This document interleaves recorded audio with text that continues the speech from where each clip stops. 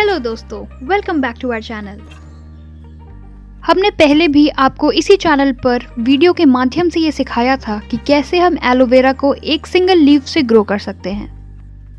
अगर आप वो वीडियो देखना चाहें तो आप डिस्क्रिप्शन में जाकर या आई बटन पर क्लिक करके वो वीडियो देख सकते हैं।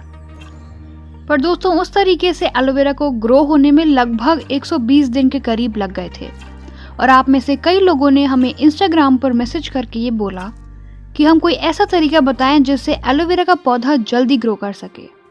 तो हम आज की वीडियो में आपको सिखाएंगे कि कैसे हम एलोवेरा ग्रो कर सकते हैं एक सिंगल लीफ से, वो भी सिर्फ 30 से 40 दिन के अंदर।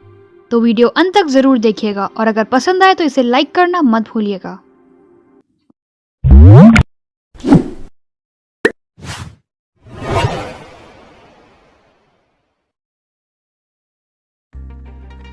तो सबसे पहले हमें एक लीफ सिलेक्ट करनी है और उसे एकदम नीचे से कट कर लेना है। लीफ में ये वाइट पार्ट होना बहुत ज़रूरी है। इस लीफ को आप किसी शार्प चीज़ की मदद से कट कर सकते हैं। यहाँ मैंने इसे हाथ से ही इस तरह से निकाल लिया है। तो आप अच्छी तरह से देख सकते हैं इसमें वाइट पार्ट है नीचे की तरफ।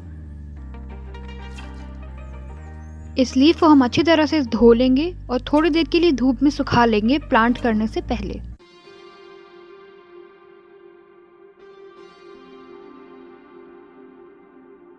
सॉइल की बात करें तो हमें सिर्फ एक चीज़ का ध्यान रखना है और वो ये कि हमारी मिट्टी जो है वो बहुत ज़्यादा गीली ना हो और उसमें पानी रुके नहीं।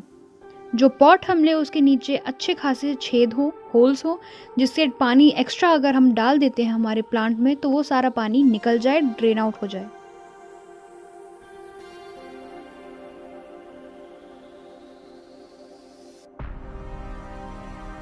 यहाँ मैंने अपने पॉट में सूखी मिट्टी की एक लेयर बनाई है।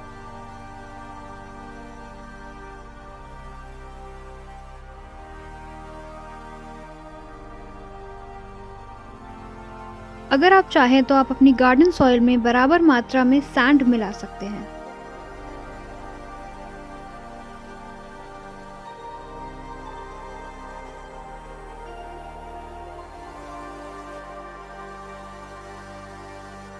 इसके बाद हमें ज़रूरत पड़ेगी इसकी, जी हाँ, एक आलू। यही वो कारण है कि इस प्रोसेस को उतना समय नहीं लगेगा जितना हमारे पुराने वीडियो में लगा था। आप आलू के अलावा केले का इस्तेमाल भी कर सकते हैं। तो सबसे पहले हमें इसमें एक ऐसा स्लिट बना लेना है और उसमें अपनी लीफ को इंसर्ट कर देना है।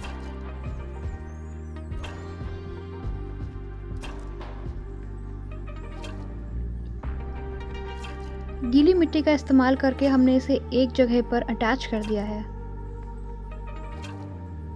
तो ये कुछ इस तरह का दिखेगा और इसे हम स्लांटिंग वे में रख देंगे जिससे लीफ को सपोर्ट मिलता रहे।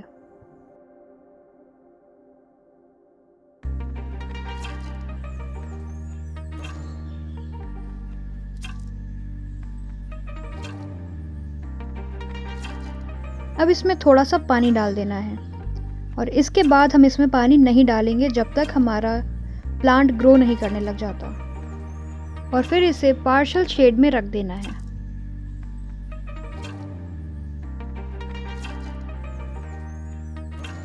आप देख सकते हैं कि हमने जो लीफ लगाई थी वो मुरझा गई है, लेकिन इसके नीचे की तरफ एक बेबी प्लांट डेवलप हो चुका है। हमारी लगाई हुई लीफ और भी ज़्यादा सूख जाएगी और ये प्लांट ग्रो होकर बड़ा हो जाएगा।